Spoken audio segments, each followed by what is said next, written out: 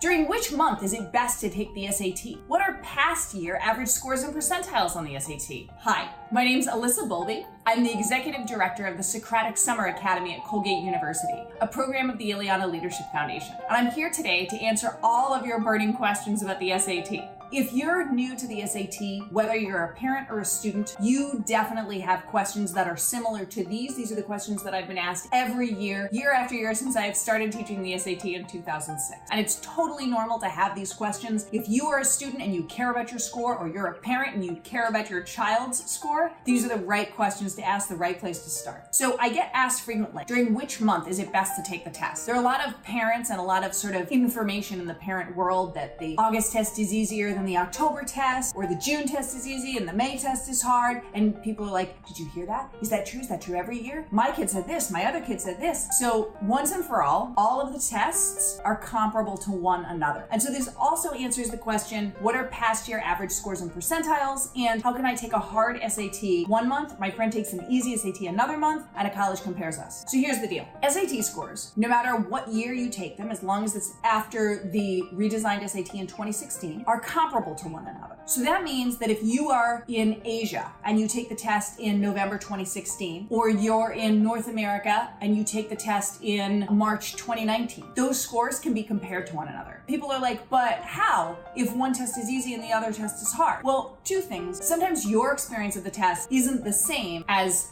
test's objective reality. Sometimes my students will be like, oh my God, that test was so hard. Some of my students. And then others of my students will be like, that test was so easy. Was the test, which was the same test, actually hard for some and easy for others? Yes, but it had to do with their relative ability. By no objective measure was the test easy or hard. You might say, but some tests are actually easy. And I would say, you're right.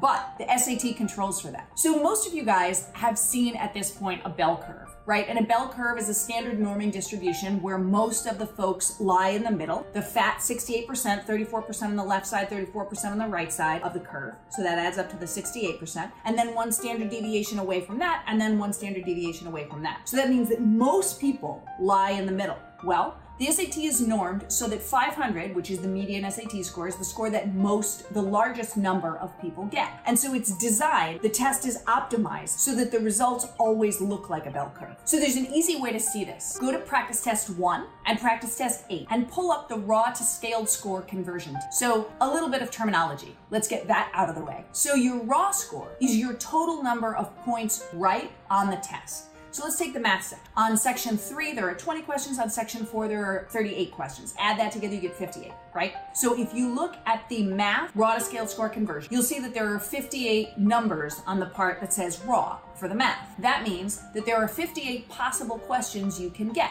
You get 57, that means you got one wrong. If you get 56, that means you got two wrong, right? 58 minus 2 equals 56, not hard. Then you'll see that that raw score correlates, matches up with a scaled score right next to it. If you look at practice test 1, you'll see that the only way you can get a perfect score is if you get all of the questions right. Only a 58 gets you an 800. Now, if you look at practice test 8, you'll see that not only does a 58 get you an 800, but so does a 57, and so does a 56. That means you can get 2 wrong in the math section and still get a perfect score. That's because the people who make the SAT, the College Board, have looked at practice test 8, and they know that it's harder than practice test 1. And that's part of how they take care of it. How do they determine which questions on which tests are easy and hard? Not only do they have a database, they test this in a bunch of ways. One, they can use question of the day. So the SAT puts out an app called SAT Question of the Day. And it allows you to drill yourself on a specific question every day. So reading, writing, and math. So from this, they gather data, how many people get the question right and wrong, and they can judge to some extent the relative difficulty of the question. Now, it's an imperfect balance, or an imperfect sample, because the group of people that uses the SAT Question of the Day is self-select, right? So who uses it? People like me who are going to get a perfect score on the test anyway. People who are motivated to improve, who are likely to get higher scores. Generally, that's a fairly self-selecting population, but the SAT knows that. Also,